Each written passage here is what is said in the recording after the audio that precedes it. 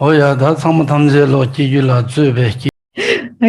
so let's adjust the motivation by reciting the refuge and bodhicitta verse, followed by Gaden Lagema. We are under pressure because we want to, we want to finish direct perceivers and subsequent cognizers.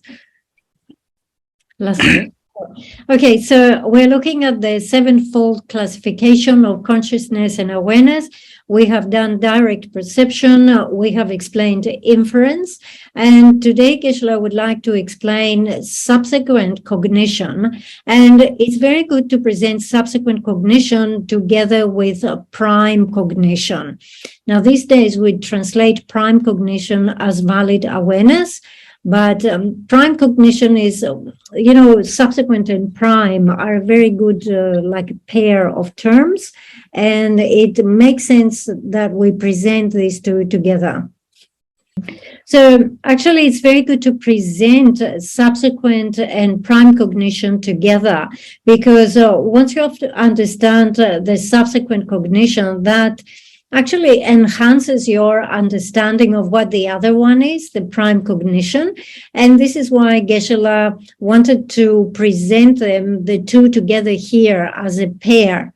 We had the opportunity to present prime cognizers when we were doing direct perceivers, but Geshe skipped the subject at that point earlier on because it makes more sense to present the prime together with the subsequent.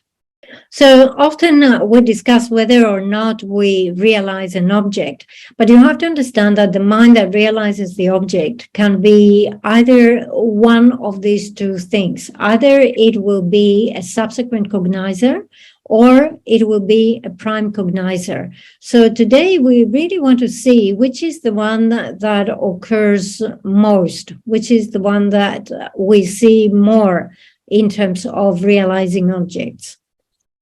Okay, if we look at the term, the etymology of the term, of what we translate as subsequent cognizer. So subsequent cognizer in Tibetan is 2 syllables, Geshe. The second syllable is the syllable or the word that we have for Shepa, which means awareness or cognition. All right, so there's no problem with that. So we're talking about a type of cognizer, a type of awareness. Now, what is the first syllable? The first syllable, the Je. The first syllable, Je, actually has the meaning of cut off, a cut off point. All right, and what that means is that when you have a realization of the object, there is something that comes prior to a point that you have to do. And what you do is that you negate, you cut off something. And then after that particular point, subsequent to that point, you will have to establish something. Okay, so to give you an example, when we have the realization that sound is impermanent. So first of all, the way that this realization is generated is by going through the process of negating or stopping the idea that tells us that sound is permanent. So first of all, we have to negate, stop the idea that sound is permanent. Sound is permanent is the assessed object of grasping at permanence. Okay, so we want to stop that. So once you stop that, that is not enough because you have to go further from that cut-off point. You have to come and affirm something. And what you affirm, what you understand, is the realization that sound is impermanent. Okay, so this is how realizations occur. First of all, we must negate something. And if we don't negate this, we will not be able then to establish something. We will not be able to have the realization that sound is impermanent, for example.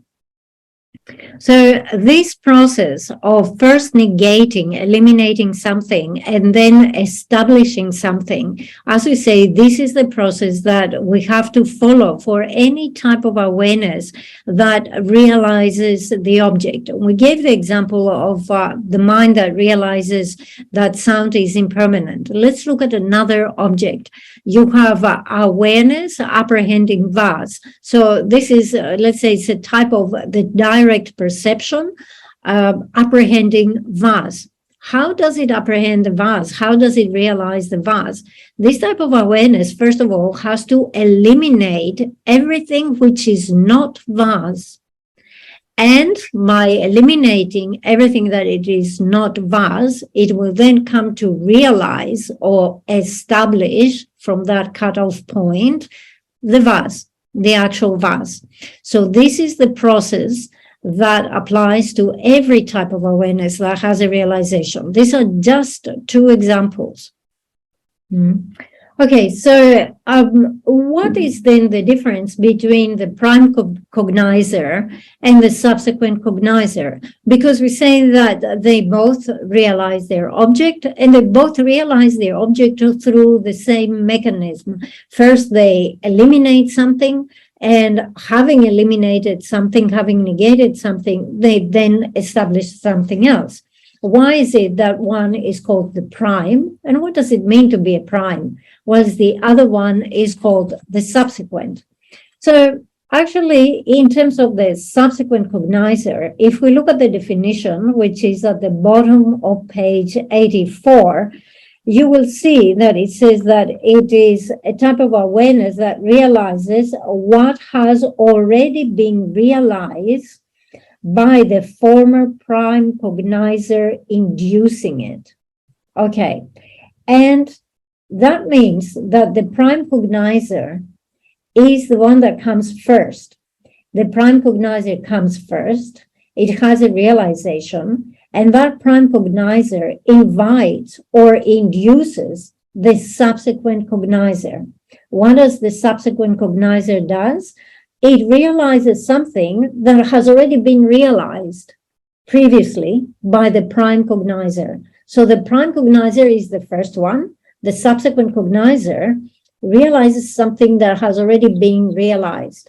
And this is also reflected in the Tibetan, because we say the subsequent cognizer is two syllables, Geshe, and the first syllable, it means cut off. But this cut off is in the past tense, which indicates the realization. The prime cognizer has already come. It has realized what needed to be realized, and this follows after this. And this is why it's translated as subsequent cognizer in English. Okay, so as we see, we can see from the definition that in order to have a subsequent cognizer, the subsequent cognizer has to be induced by valid awareness that has come prior to this, because valid awareness is the one that realizes something first, and subsequent cognizer has to realize has already been realized. Well, let's look at the definition of the prime cognizer. The definition of the prime cognizer from the Middle Way Autonomy School and below is awareness that is new and incontrovertible. Okay, so new and incontrovertible. So to give you an example, there is a flower on Geshe's desk. So Geshe says, I have eye awareness that apprehends the flower. The first moment that my eye awareness apprehends the flower, that first moment is prime cognition. Okay, now suppose that I keep looking into that flower, meaning that the continuum of that first moment is not severed, is not interrupted. So if that continuum continues and I have a second moment, that second moment and beyond is subsequent cognition.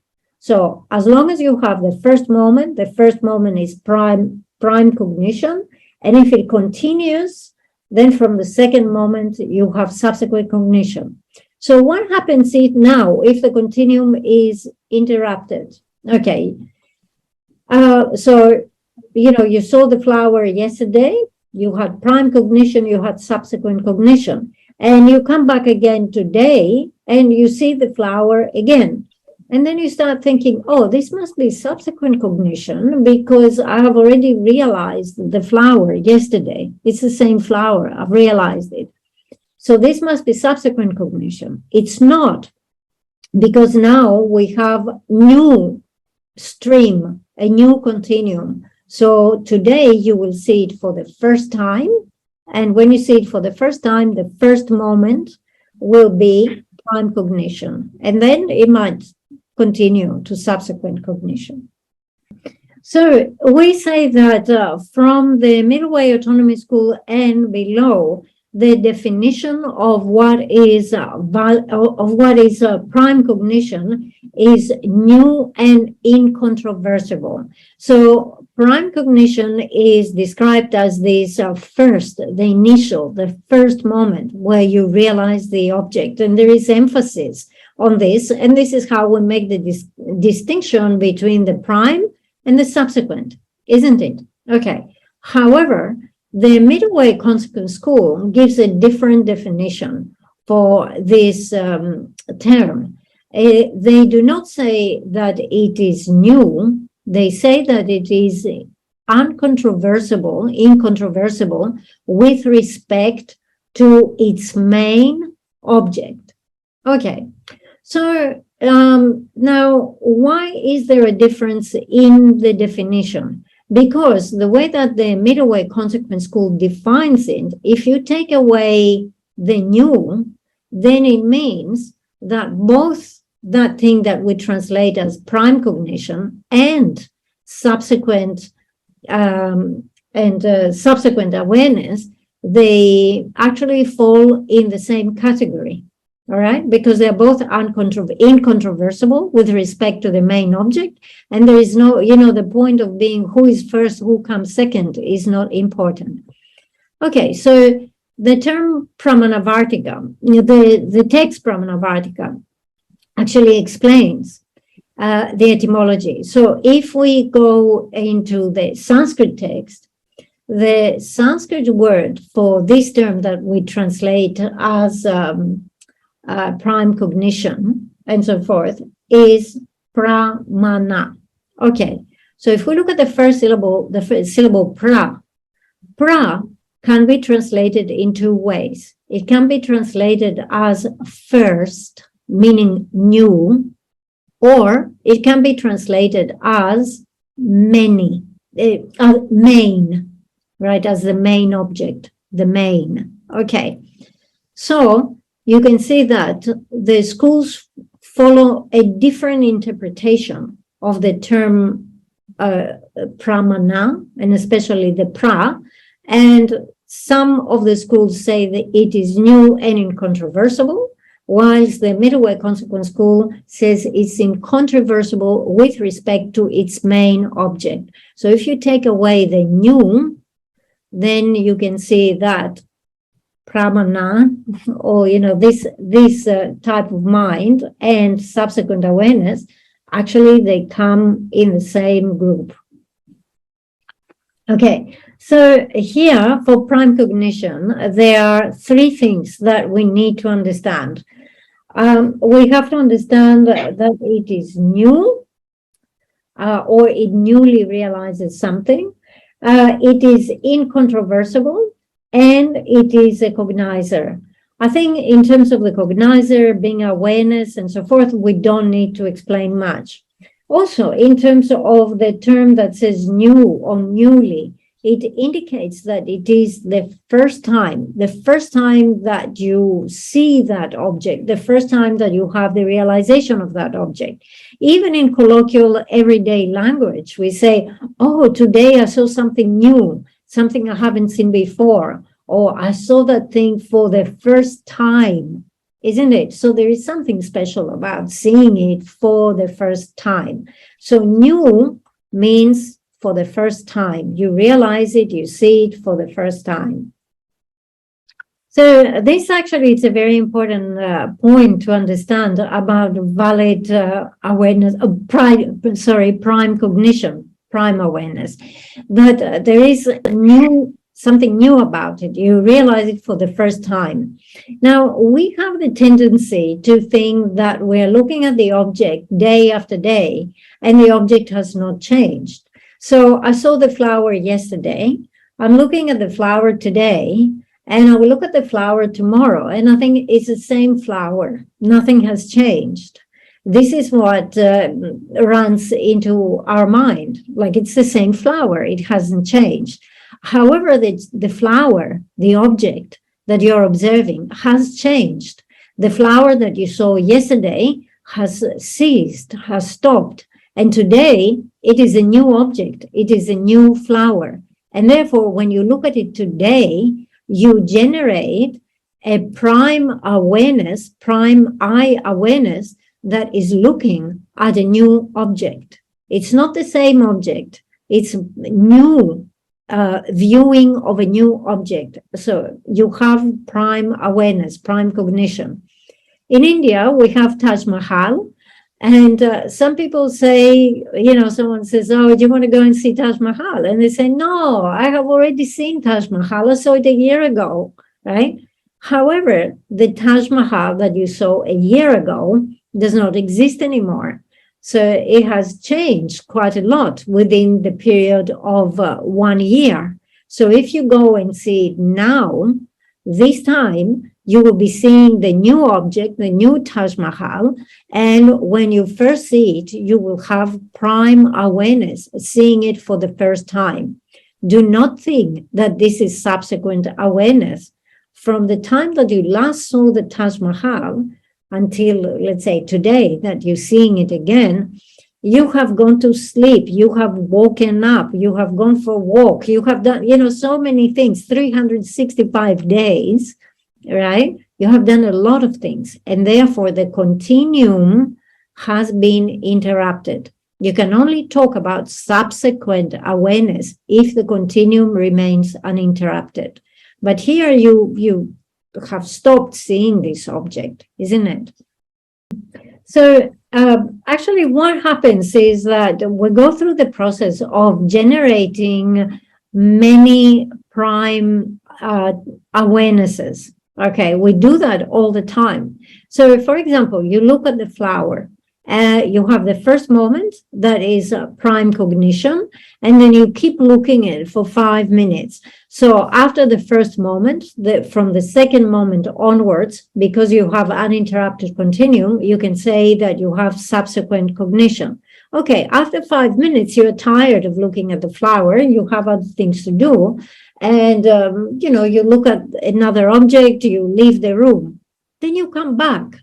And when you come back, you look again at the flower. So now you're looking at the flower new. Again, it is new. So the first moment that you will look at the flower now will be prime awareness. And if that continues for a few moments, a second, third, fourth moment, if you have continuum, from the second moment onwards, it will be subsequent awareness. So in this way, every time you take your eyes away from it, you interrupt the continuum. And if you look back at it, it means you have a new first moment and then a new continuum. So we produce in this way a lot of, a big number of prime awareness. In our minds, we think this is not new. However, it is new.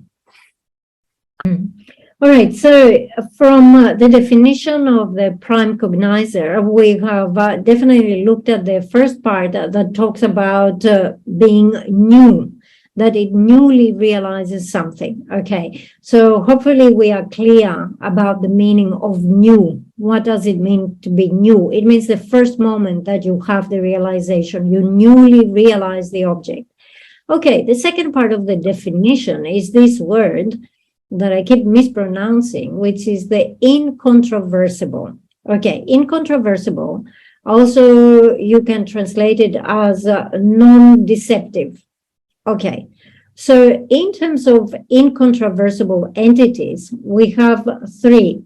You have awareness that is incontrovertible. You have sound that is incontrovertible, and you have individuals that are incontrovertible. When you have awareness that is incontrovertible, and awareness actually realizes an object, understands the object, and if the object actually exists, is correct, the way that it is, this awareness understands it, then you can say that this awareness is incontrovertible. It means it's not deceptive in any way. Okay. The second one, for sound. Sound expresses a particular meaning, isn't it?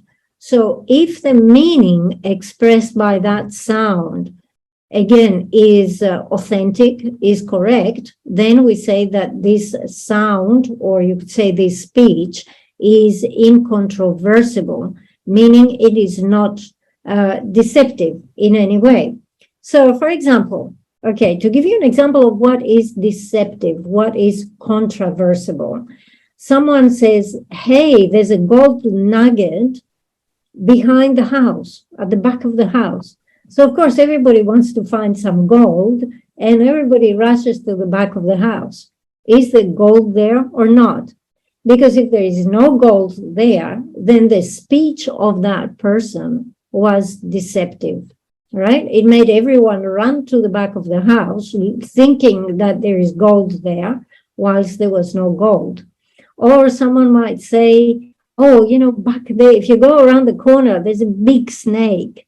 Now, people usually are afraid of snakes, but because snakes are frightening, many people also want to go and see them. All right, so someone says there's a snake, you know, around the corner.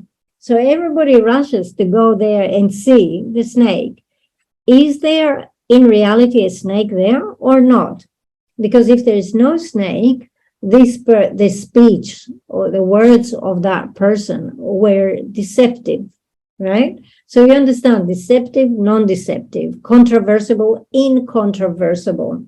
Okay, so this is, now we put the two together in order to describe prime awareness. Prime awareness has to be new and incontrovertible. New means newly realized and actually being non-deceptive in terms of what it realizes.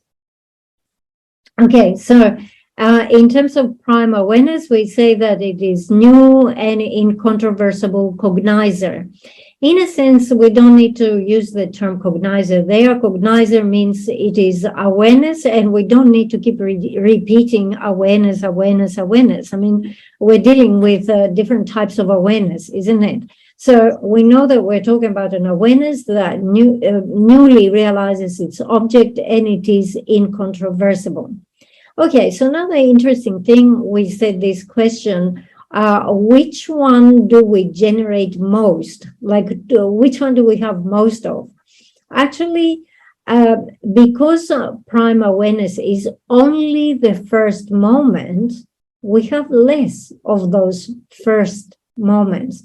Because if the continuum remains uninterrupted, then we have from the second moment onwards, the second, third, fourth, and so forth moment, all of those become subsequent awareness. So you can see you have many more subsequent awareness compared to prime awareness. Of course, we can generate prime awareness again and again and again. So, you know, we can generate many prime awarenesses, but you know, in a given duration of time, let's say, most of our awareness is subsequent. So we mentioned here that the middleware consequence school does not emphasize, does not talk about newly or new in terms of this type of awareness. They say as long as it is non-deceptive, as long as it is incontrovertible, that's fine. It is prime cognition. And actually you can see why these days it is translated as valid, valid awareness instead of prime awareness. Prime actually in English indicates number one, whilst valid puts the emphasis on the non-deceptive, incontrovertible. So it is like this. We say for speech, the speech of this person is valid, meaning it is non-deceptive. They're not saying any lies. And that person is a valid person. You know, they're not deceptive. They're not lying. They're not trying to fool us, to, you know, mislead us or anything like this. So middle-way consequence school does not talk about first moment and second moment. As long as you realize an object and you realize it in a way that is non-deceptive, then you are non-deceptive. So you are valid awareness, or you are prime awareness, whichever term you want to use.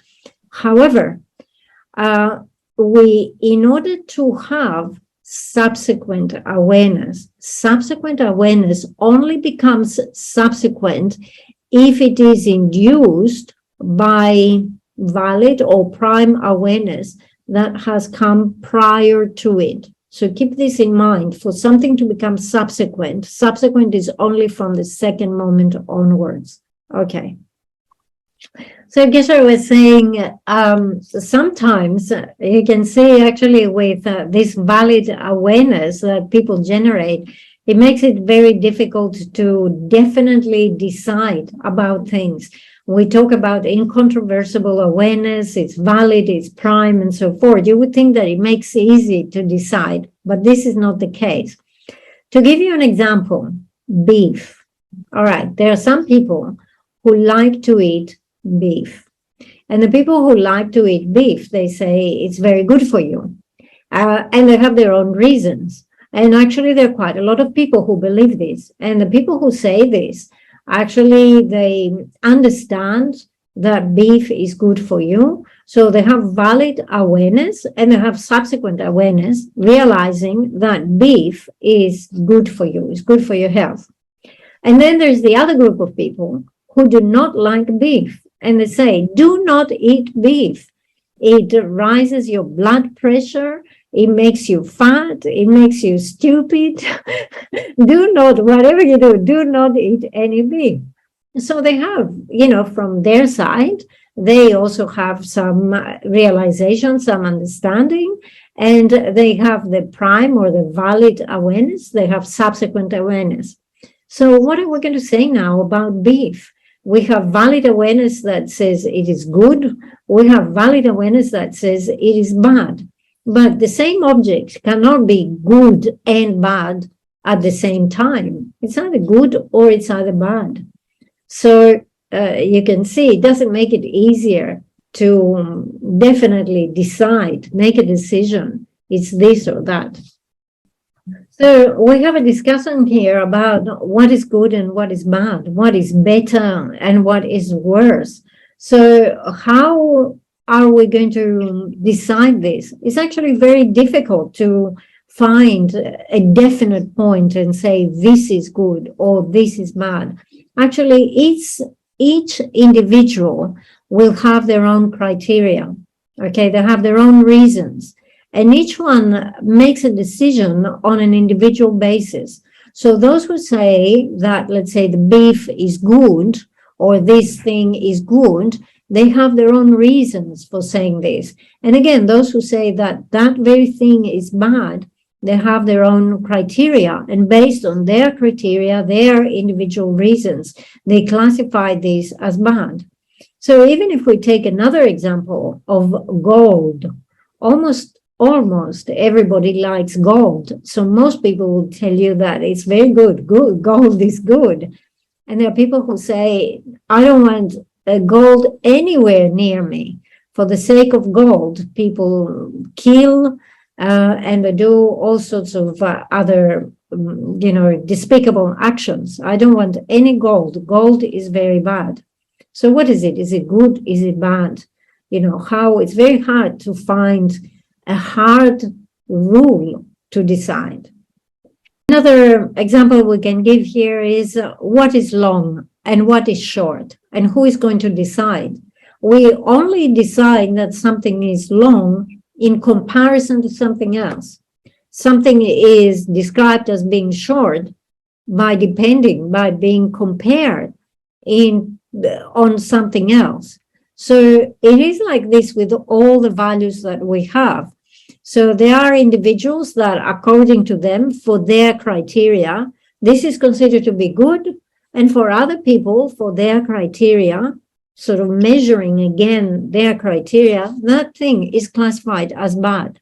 To give you another example, Buddha Shakyamuni, for us, is a Buddha, so has perfected every good quality, has totally eliminated all faults. For us, the Buddha is something which is excellent, no question. However, we are the minority. The Buddha is not recognized as being excellent all over the world, in every country.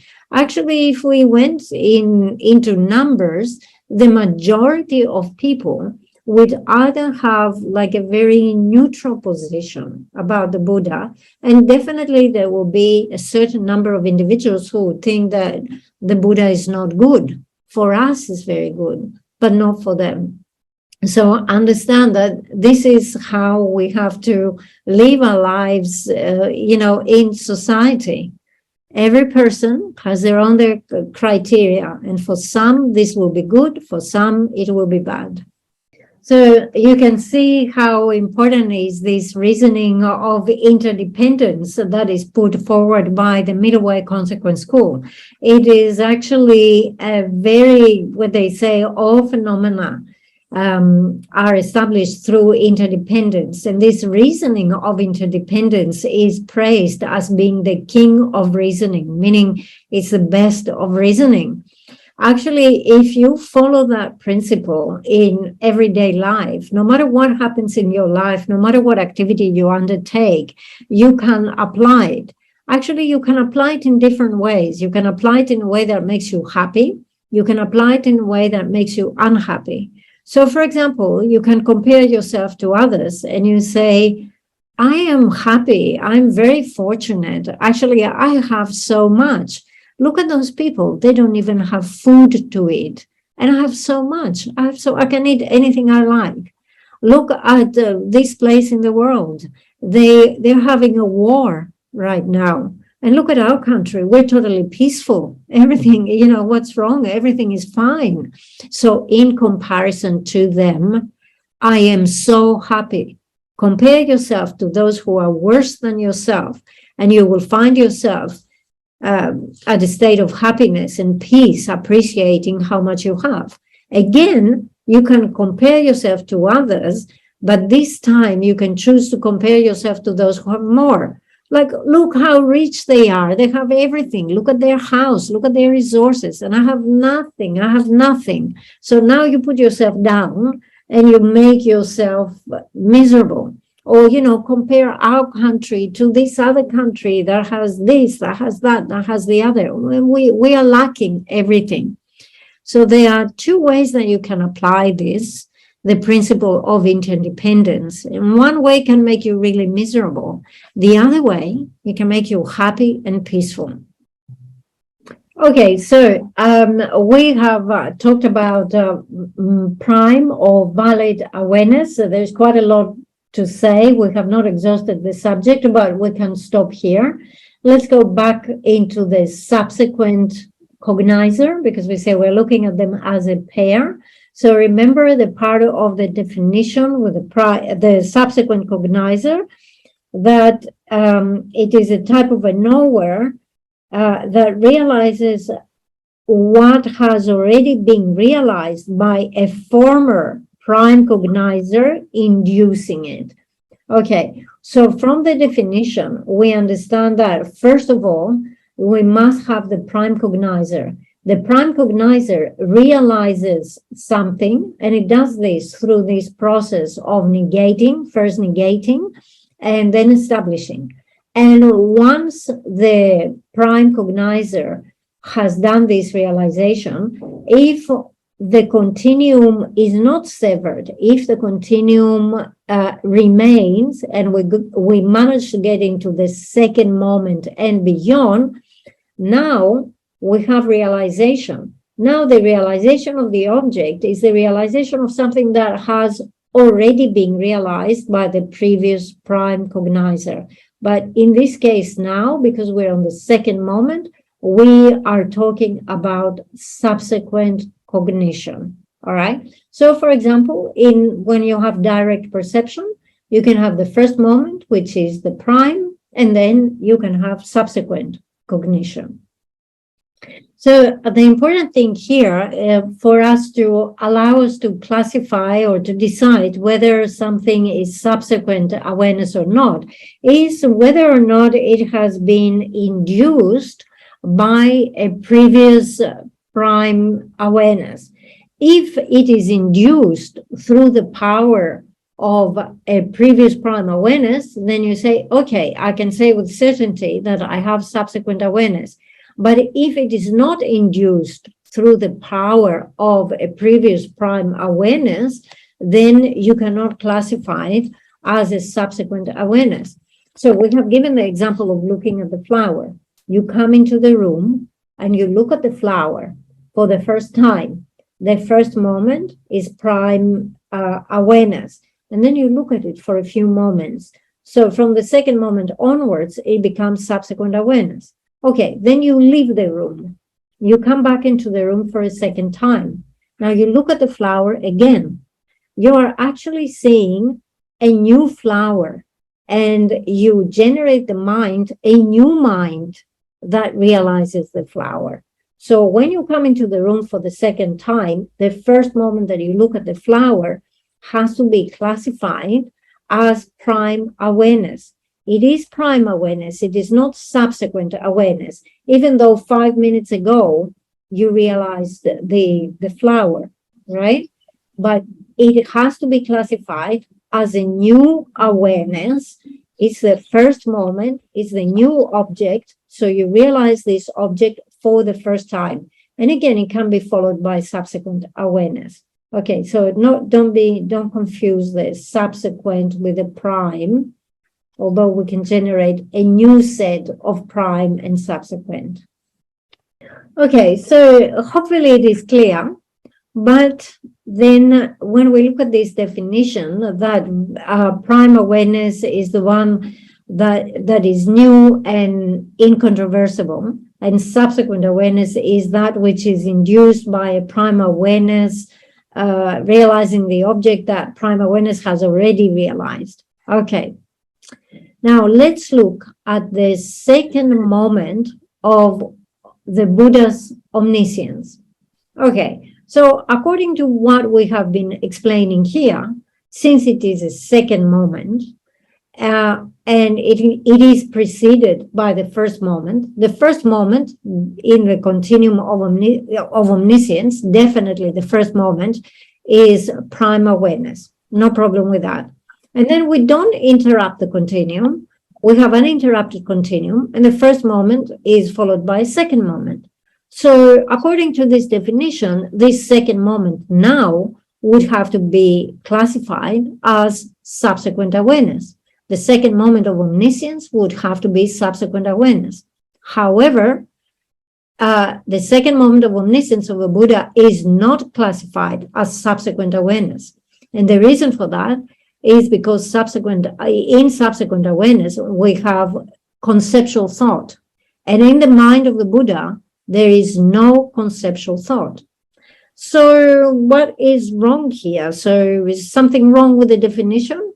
Because we have the first moment, that is prime awareness. Then we didn't interrupt the continuum. We have second moment. The second moment realizes what the previous moment has realized. The second moment is induced by the first moment. So why can we not call it subsequent awareness? We need to understand, this difficult point here.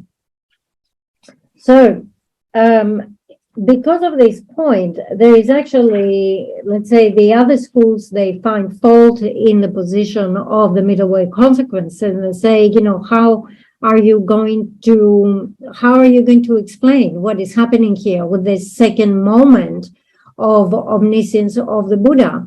Because you are not using the terminology newly.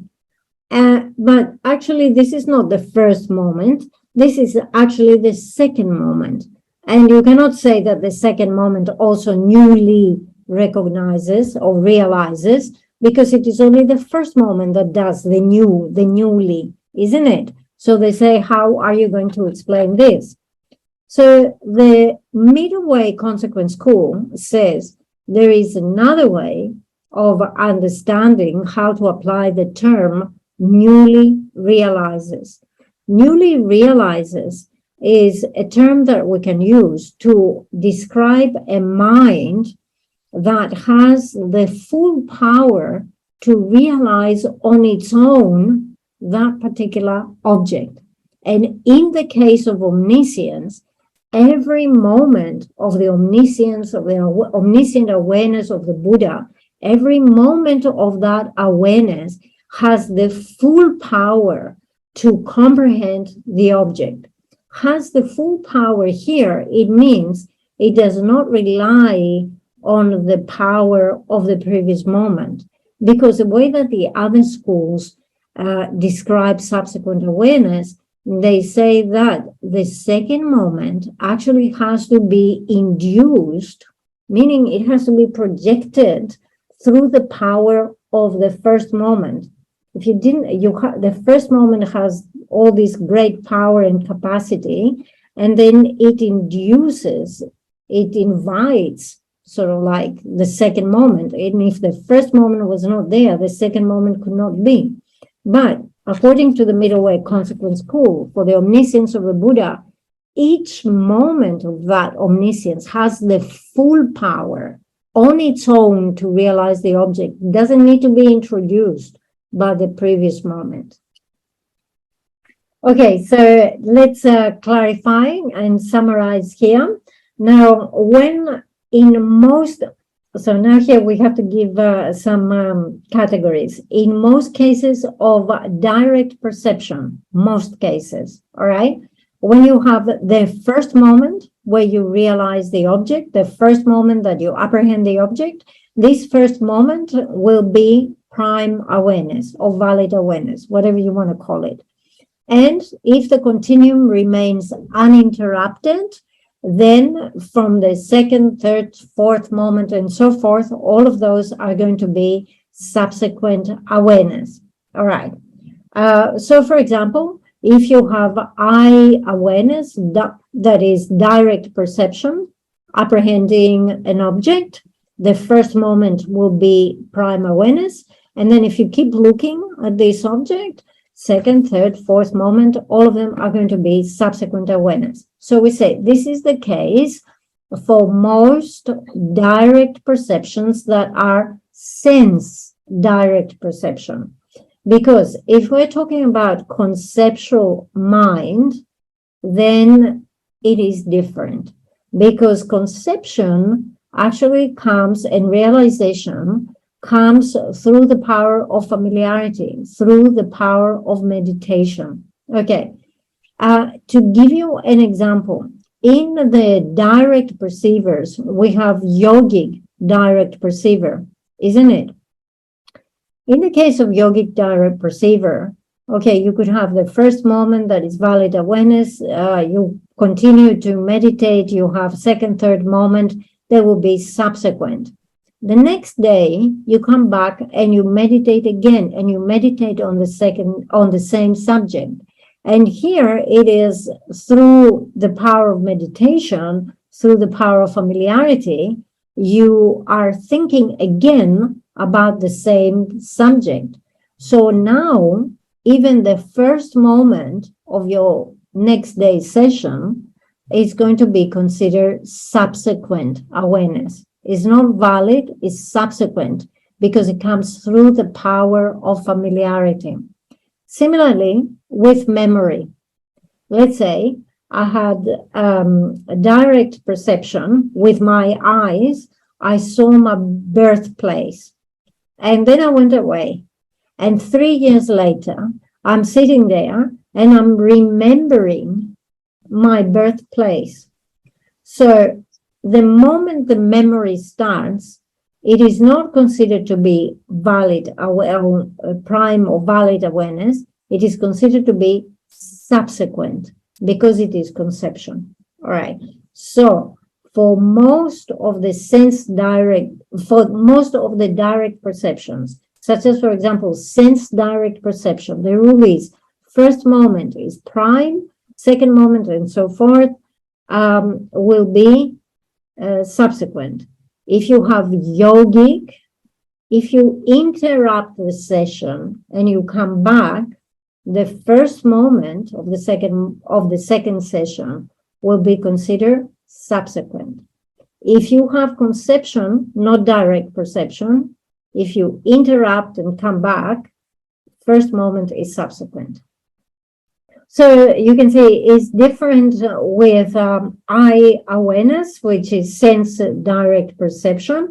The first moment is prime awareness. It has to come first, and then it gives you through the power of that, you get the subsequent moments of subsequent awareness.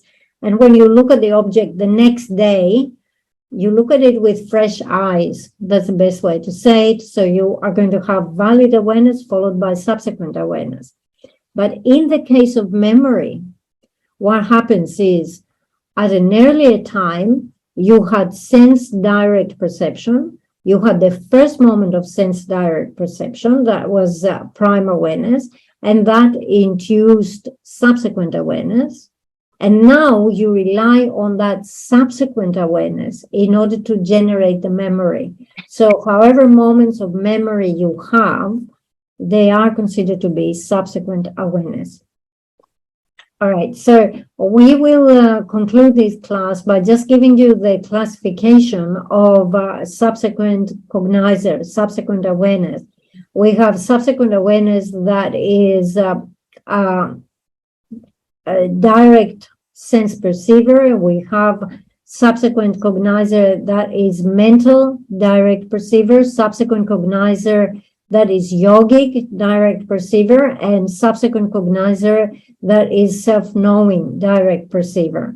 Okay, so today we explain prime and subsequent awareness. We have not completely finished subsequent awareness. So next class, we will go into these classifications that we just mentioned, and then we will introduce the new subject.